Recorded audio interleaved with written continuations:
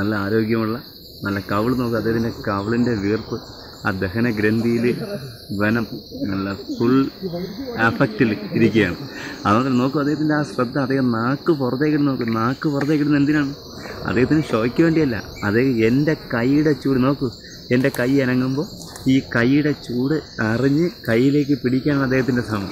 അദ്ദേഹം ഇപ്പോൾ നോക്കുക, എനിക്കിപ്പോൾ ഞാനും അദ്ദേഹവും തമ്മിൽ ഏകദേശം ഒരടി അകലം മാത്രം, ഞങ്ങൾ തമ്മിൽ ഒരു 1.5 അടി അകലം മാത്രം. ഇദ്ദേഹത്തിന് വേണമെങ്കിൽ ഇപ്പോൾ എൻ്റെ മുഖത്തോ ചുണ്ടിലോ തലയിലോ കഴുത്തിലോ എൻ്റെ നെഞ്ചിലോ എവിടെ വേണമെങ്കിലും കടിക്കാം. പക്ഷേ അദ്ദേഹത്തിന് അതൊരു ചിന്തയില്ല. അദ്ദേഹം പേടിച്ചിട്ട് നിൽക്കുക. എന്താണെന്നറിയാം, എന്നെ ഇപ്പോൾ എന്തെങ്കിലും ചെയ്യുമോ, ഇതാരാണ്, വാവാ സുരേഷ് തന്നെയാണോ, അതേ വേറെ ആരെങ്കിലും ആണോ, അതേ ഗോപി സാറാണോ, അതോ നമ്മുടെ പേടിയില്ലാത്ത പാമ്പിൻ്റെ അടുത്തൂടെ പോലും പോകാത്ത കിഷോർ കരമനയാണോ എന്നൊക്കെയാണ് അദ്ദേഹം ശ്രദ്ധിക്കുന്നത്. എന്തായാലും നമുക്ക് നോക്കാം നമ്മുടെ അതിഥി എന്താണ് എന്നെ ചെയ്യാൻ പോകുന്നത്. നമുക്ക് ശ്രദ്ധിക്കാം.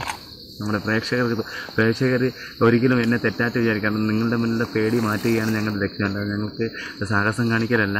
ഇതാണ് പാമ്പുകളെന്ന്, അല്ലെങ്കിൽ ഇതാണ് നമ്മുടെ അതിഥികളെന്ന്, ഇതാണ് നിരുപദ്രവകാരിയായ ജീവിയെന്ന് നമുക്ക് നിങ്ങളെ ബോധവൽക്കരിക്കാൻ വേണ്ടി മാത്രമാണ് ഞങ്ങൾ ഇത്രയും അടുത്ത് ഇതിനെ പോകുന്നത്, എൻ്റെ അടുത്ത് പോകുന്നത്.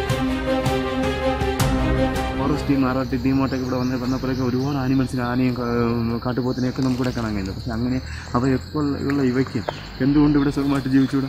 സുഖമായിട്ട് അവർക്ക് ജീവിക്കാം. ഇവർക്ക് ശല്യമില്ല, അവർക്ക് ശല്യമില്ല.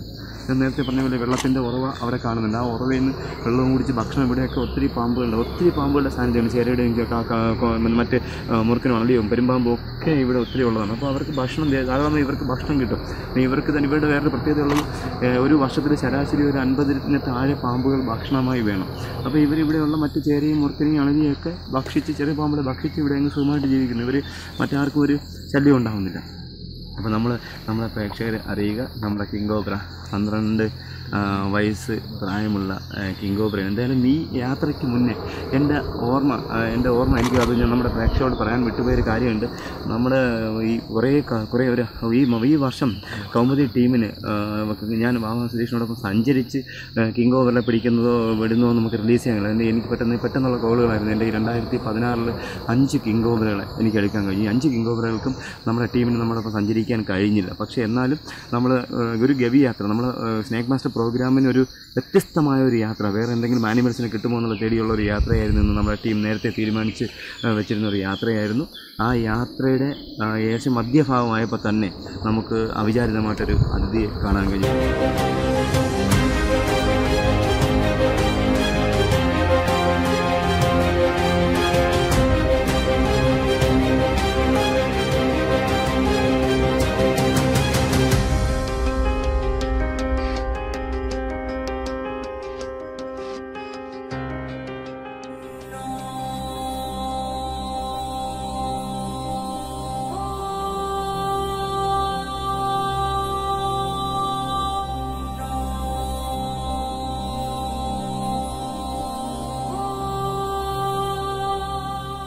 ഒരു ചെറിയ സാഹസത്തിന് മുതിരുകയാണ്.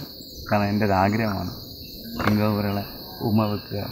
കുറേ ശ്രമിച്ചു, കുറേ നടന്നു, കുറേ പരാജയപ്പെട്ടു. എന്തായാലും ഈ അതിഥിയെ നല്ല അഗ്രസീവാണ്, നല്ല ആരോഗ്യമുണ്ട്, നല്ല കടിക്കണമെന്നുള്ള ടെൻഡൻസി ഉള്ളൂ. അപ്പോൾ നമുക്ക് ഇദ്ദേഹത്തിനെ ഒന്ന് ചുംബിക്കാൻ എനിക്കൊരാഗ്രഹം. ഞാൻ ശ്രമിക്കുകയാണ്.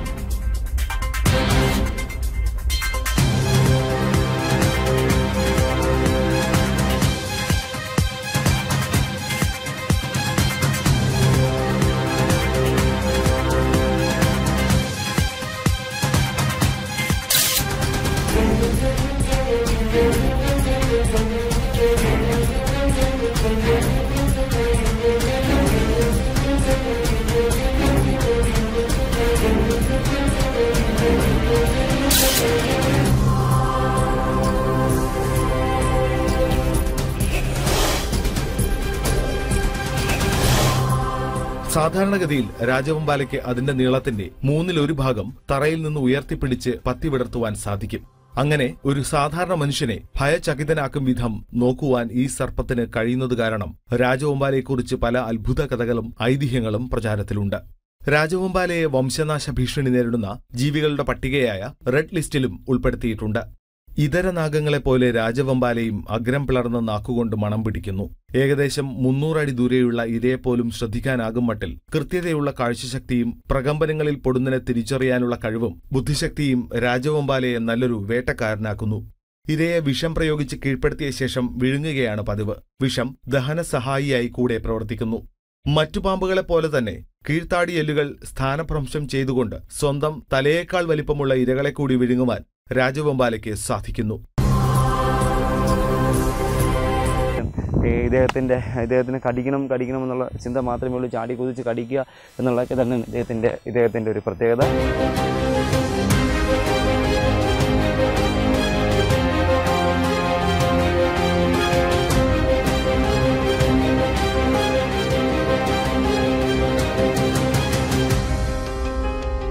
ഇനി നമ്മൾ അടുത്ത അതിഥിക്കായി നമ്മുടെ പ്രേക്ഷകർക്ക് മുന്നിൽ അല്ലെങ്കിൽ ക്യാമറ കണ്ണിലേക്ക് ഒപ്പിയെടുക്കാൻ അല്ലെങ്കിൽ പ്രത്യക്ഷപ്പെടാനായിരിക്കുന്ന അദൃശ്യനായ അതിഥി. അദൃശ്യം എന്ന് പറയുമ്പോൾ ചിലപ്പോൾ വാക്കുകൾക്ക് പല പല അർത്ഥങ്ങളുണ്ട്. അദൃശ്യം എന്ന് പറയുമ്പോൾ മാഞ്ഞു പോകുന്ന അതിഥി അല്ലെങ്കിൽ ഏതൊക്കെയാണെന്ന് പറഞ്ഞ് നമ്മുടെ മുന്നിൽ നിന്ന് മറഞ്ഞിരിക്കുന്ന അദൃശ്യനെയാണ് നമ്മുടെ മുന്നിൽ നിന്ന് ഒളിച്ചിരിക്കുന്ന അല്ലെങ്കിൽ മറഞ്ഞിരിക്കുന്ന അദൃശ്യനെ തേടിയുള്ള യാത്രയാണ്. ഇനി നമ്മൾ അടുത്ത ഗവി റൂട്ടിലേക്ക് നമുക്ക് കുറച്ച് സഞ്ചരിച്ച് പോകാം. വെയിലിൻ്റെ ചൂടായതിൻ്റെ അതിഥികളെ കാണാൻ കഴിയുമോ എന്ന് നമുക്കറിയില്ല. എന്തായാലും നമുക്ക് ഒരല്പം കൂടി ഒന്ന് സഞ്ചരിച്ചു പോകാം. ആ സ്ഥലത്തേക്ക് പോകുന്ന യാത്രയാണ്.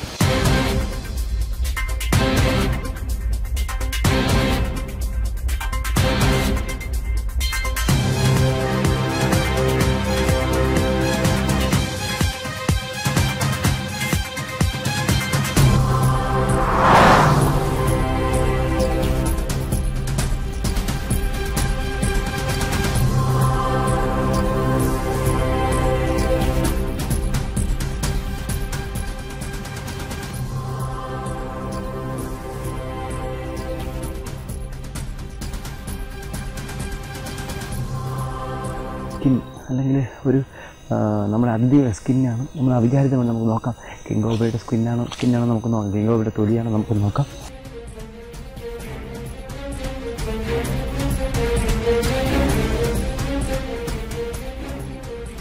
ഇതെന്തായാലും നമ്മുടെ കണക്കുകൂട്ടൽ തെറ്റിയിട്ടില്ല. ഇവിടെ ഒത്തിരി രാജവെമ്പാലയുടെ സ്ഥലമാണ്. എന്നാലും നമ്മുടെ യാത്രയിൽ അവിചാരിതമായിട്ട് ചപ്പിനെടുത്ത് കണ്ടൊരു സ്കിന്നാണ്, ചട്ടയാണ്. നമുക്ക് വലിയ ഡിസൈൻ, ഒരു ചേരയുടെ അതുപോലത്തെ ഡിസൈൻ. പക്ഷേ ചേരയല്ല, ഒരു മിനിമം ഒരു 4 വയസ്സെങ്കിലും പ്രായമുള്ള ഒരു രാജവെമ്പാലയുടെ കിങ് കോബ്രയുടെ അതായത് അതിൻ്റെ ചട്ടയാണ് ഇദ്ദേഹം ഈ കാണുന്നത്. ഏകദേശം ഒരു 12 അടിയിലേറെ നീളമുണ്ട് ഈ ചട്ടയ്ക്ക്. ഇരുവശത്ത് ചേർക്കുന്ന നമുക്ക് കാണാം നല്ല മഞ്ഞയാണ്. ചേരയുടെ വയലിൻ്റെ മഞ്ഞ, പക്ഷേ ചേരയുടെ വയലിൽ വരുന്ന ശർക്കങ്ങളുടെ രീതിയല്ല. ചിദംബരം കൊള്ളിക്കുന്നുണ്ട്. ഇത് കാണാം നമുക്ക് ഈ കറുപ്പ് കലർന്ന കളർ.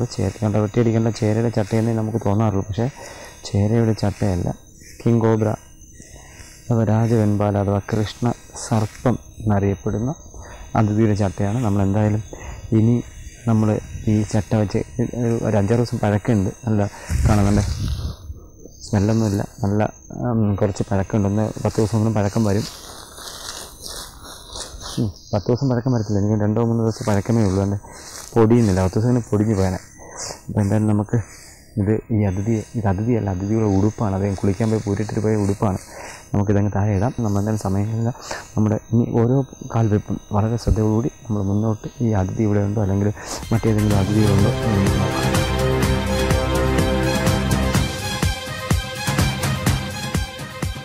എന്തായാലും ഈ രാത്രിയിൽ നമ്മളിപ്പോൾ നമുക്ക് ഉറച്ച് സംസാരിക്കാനോ അധികം വെട്ടം അടിക്കാനോ കഴിയില്ല. നമുക്ക് കാണാം ഒരു കൊച്ചു അതിഥി, അതായത് നമ്മുടെയൊക്കെ നാട്ടിൽ പറയുന്നത് കാട്ടുപന്നി. അത് ഭയങ്കരമായിട്ട് ആക്രമിക്കുന്ന ജീവിയാണ്, അത് ഭയങ്കര ഭീകര ജീവിയാണെന്നൊക്കെയാണ് പറയുന്നത്. പക്ഷേ നമുക്ക് കാണാം, നമുക്ക് അധികം സൗണ്ട് കൊടുക്കാൻ കഴിയില്ല. അദ്ദേഹം എന്തോ നമ്മൾ അപ്രതീക്ഷിതമായിട്ട് നമ്മുടെ യാത്രയിടയിൽ നമ്മൾ കണ്ട ഒരു ചെറിയ കൊച്ചു അതിഥി. Name Indian wild boar. Kingdom animalia. Phylum കോഡേറ്റ. Class mammalia. Family suidae. Genus sus. Species scrofa. വനങ്ങളിലെ ഒരു സസ്തനിയാണ് കാട്ടുപന്നി. ശാസ്ത്രീയ നാമം സസ്ക്രോഫ. ഇന്ത്യൻ നാമം ഇന്ത്യൻ വൈൽഡ് ബോർ. ഇരുണ്ട ചാരനിറത്തിലുള്ള കാട്ടുപന്നികൾ ഇലപൊഴിയും വനങ്ങൾ, വൃക്ഷനിബിഡ മേഖലകൾ, വെള്ളമുള്ള പുൽമേടുകൾ, ചെറിയ കുറ്റിക്കാടുകൾ എന്നിവയിൽ വസിക്കുന്നു. ഇരുണ്ട ചാരനിറമാർന്ന ഉടലാണ് കാട്ടുപന്നിയുടേത്. കൂർത്ത വായ്ഭാഗം, തേറ്റകൾ, കനം കുറഞ്ഞ കാലുകൾ, നേർത്തവാൽ എന്നിവ കാട്ടുപന്നിയുടെ പ്രത്യേകതയാണ്. വാലിന്റെ അഗ്രഭാഗവും ത്വക്കുകളും രോമാവൃതമാണ്. ഉയർന്നു നിൽക്കുന്ന അണപ്പല്ലുകളാണ് തേറ്റയായി അറിയപ്പെടുന്നത്. തേറ്റയ്ക്ക് ഏകദേശം 32 സെന്റിമീറ്റർ നീളമാണ് ഉള്ളത്. ശത്രുക്കളിൽ നിന്ന് രക്ഷ നേടുന്നതിനായി ഇവ അതിവേഗം പാഞ്ഞുവന്ന് തേറ്റകൾ കൊണ്ട് ആക്രമിക്കുന്നു. സാധാരണയായി നിരുപദ്രവകാരികളായ കാട്ടുപന്നികൾ അപൂർവമായി അപകടകാരികളാകാറുണ്ട്. മിശ്രഭുക്കുകളായ ഇവ തേറ്റ ഉപയോഗിച്ച് മണ്ണ് തുരന്ന് കായ്ക്കളും വിത്തുകളും ഭക്ഷിക്കുന്നു. കൂടാതെ ഇവ മണ്ണിര, ചെറിയ ഇഴജന്തുക്കൾ, മുട്ടകൾ എന്നിവയും ഭക്ഷണമാക്കാറുണ്ട്. രാപ്പകൽ ഭേദമന്യേ കൂട്ടത്തോടെ സഞ്ചരിക്കുന്ന കാട്ടുപന്നികളിലെ ആൺപന്നികൾ ചിലപ്പോൾ ഒറ്റപ്പെട്ടും സഞ്ചരിക്കാറുണ്ട്. ചതുപ്പ് പ്രദേശങ്ങളിലും വെള്ളക്കെട്ടുകളിലും ഇവ കിടന്ന് ഉരുളുന്നു. 2.5 അടി വരെ ശരാശരി ഉയരമുള്ള കാട്ടുപന്നികളുടെ ഭാരം 30 മുതൽ 50 കിലോഗ്രാം വരെയാണ്. വർഷത്തിൽ ഒരു തവണ പ്രസവിക്കുന്ന ഇവ ശരാശരി 5 കുഞ്ഞുങ്ങളെ വരെ പ്രസവിക്കുന്നു. കുഞ്ഞുങ്ങളുടെ ശരീരം തവിട്ട് നിറത്തിലാണ് കാണപ്പെടുന്നത്. ഈ ശരീരത്തിൽ കറുത്ത വരകൾ കാണാറുണ്ട്. ഏകദേശം 2 ആഴ്ച മാത്രം അമ്മയുടെ പാൽ കുടിക്കുന്ന കുഞ്ഞുങ്ങൾ തുടർന്ന് അമ്മയോടൊപ്പം ഭക്ഷണത്തിനായി സഞ്ചരിക്കുന്നു. 2ാം വർഷം മുതലാണ് ഇവയ്ക്ക് തേറ്റ വളർന്ന് തുടങ്ങുന്നത്. കടുവ, കുറുക്കൻ, പുലി എന്നിവ കാട്ടുപന്നികളെ ഭക്ഷണമാക്കാറുണ്ട്. വനവൃസ്ഥിതിയിലുണ്ടാകുന്ന കുറവ് മൂലം കാടുകളുടെ സമീപ ഗ്രാമങ്ങളിൽ ഇവ കൂട്ടത്തോടെ ഭക്ഷണത്തിനായി ഇറങ്ങുന്നു. ഇത് പലപ്പോഴും കൃഷിനാശങ്ങൾക്ക് ഇടയാക്കുന്നു. എണ്ണത്തിലുള്ള കുറവ് മൂലം കേരളത്തിൽ ഇവയെ വേട്ടയാടൽ നിയന്ത്രണ വിധേയമാണ്. അതൊക്കെ നമ്മുടെ സംസാരം കേട്ടിട്ടായിരിക്കണം. അധികം ഭക്ഷണം എന്തൊക്കെയോ കഴിച്ചിട്ട് പതുക്കെ ഒരു ചരിഞ്ഞ ഭാഗത്തൂടെ പതുക്കെ പോയി നോക്കണം. ചെറുതായിട്ട് കാണാം. വീട്ടിലേക്ക് അങ്ങനെ മറിയണം. നമുക്ക് ഇനി വെട്ടം അധികം കൊടുക്കണമെങ്കിൽ സ്പീഡിൽ അത് ഓടി പോയി. എനിക്ക് തോന്നുന്നത് ഈ സ്ഥലം കണ്ടിട്ട് എവിടെയൊക്കെ അവർ നിത്യേന സഞ്ചരിക്കുന്നത് പോലെ തോന്നുന്നുണ്ട്. നമ്മളായിട്ട് അവരെ ശല്യം ചെയ്യേണ്ട. അവർ പതുക്കെ അങ്ങ് പോകട്ടെ. അവൻ പോയി കാട്ടിലേക്ക് മറിയുകയാണ്. നമുക്ക് ഇവിടുന്ന് അവർക്ക് ശല്യം ഉണ്ടാകാൻ നമുക്ക് പതുക്കെ അങ്ങ് മാറിപ്പോകും.